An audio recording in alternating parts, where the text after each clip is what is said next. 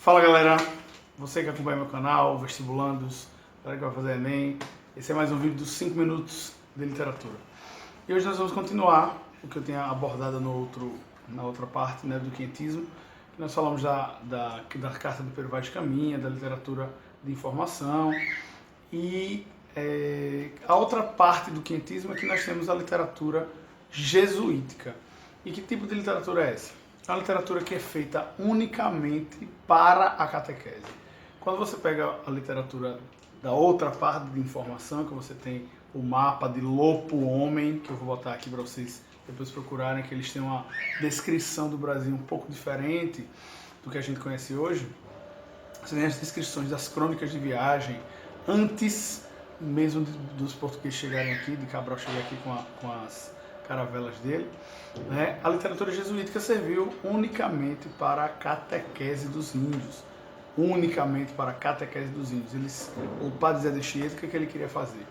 Ele pegou o Tupi-Guarani, aprendeu a linguagem do Tupi-Guarani, a língua Tupi-Guarani, que era uma língua apenas falada, uma língua oral.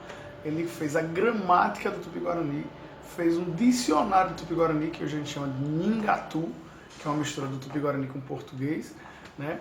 E depois disso, ele começou a catequizar os índios e mostrar que os índios, eles precisavam ser católicos. E a única salvação deles seria o catolicismo, seria o cristianismo, né? Já que os índios, para os portugueses, eram pagãos, certo? E a única salvação dos índios eram os portugueses iriam transformá-los em cristãos. Por quê?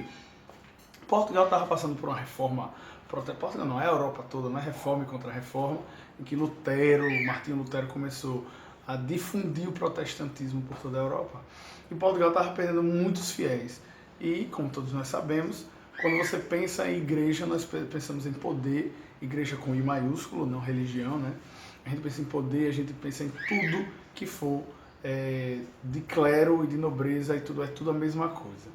Então, eles estavam perdendo fiéis lá, e sabia aqui que tinha uma terrinha, uma terra de boas, que não tinha ninguém, tinha uns indião aqui fumando né, agricultura de subsistência, caçava, a mulher ficava em casa para abrir as pernas depois, para o marido mais tarde, cuidar dos filhos, etc.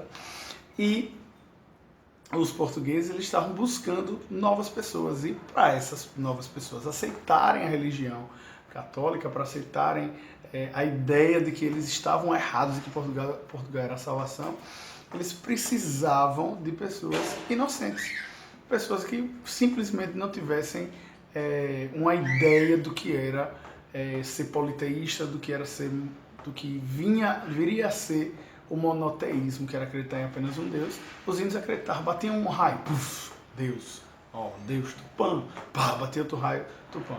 E lembrando também que esse processo que os índios sofreram, ele tem um nome, é um processo de aculturação, que na verdade não é um processo de você tirar a cultura, simplesmente. É você tirar a cultura e impor a sua.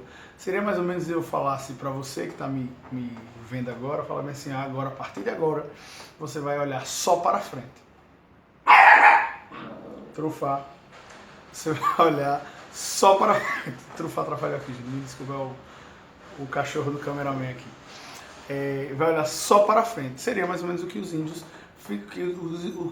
viriam a sofrer com o padre Zé de Anchieta. Então, como foi que ele fez isso? Ele fez sermões, fez autos, fez peças de teatro, né?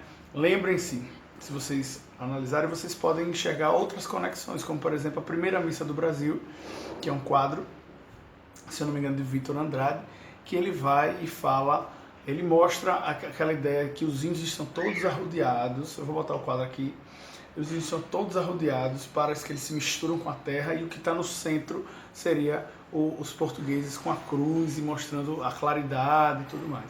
Outro quadro que vocês podem analisar é o Índio Tapuia, desculpa, que é do Eckholt, que já caiu no Enem uma vez, mostrando a ideia do que viria a ser também o índio, né? E Zé de Anchieta, apesar de todos os pesares, apesar de ser um cara que manipulou, que ficou brother dos índios só e unicamente para manipulação, é um cara super importante para a gente. Por quê? Porque foi a partir dele que nós temos e tivemos naquela época um registro do Tupi-Guarani escrito Se vocês procurarem na internet, tem até um e-book da gramática do Nhingatu. Eu vou botar aqui também para vocês verem. Então, resumidamente, o quentismo se divide em dois: literatura de informação e literatura jesuítica. Não há uma estética literária, não há um soneto, não há uma epopeia, um texto épico, um texto lírico.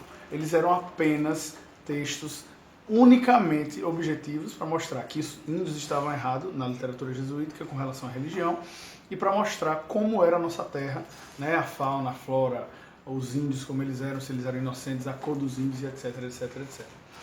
Bom, é isso. O próximo vídeo é de Barroco. Se inscreva, compartilhe, mostre para os seus amigos que literatura não é uma coisa difícil, vocês conseguem aprender literatura.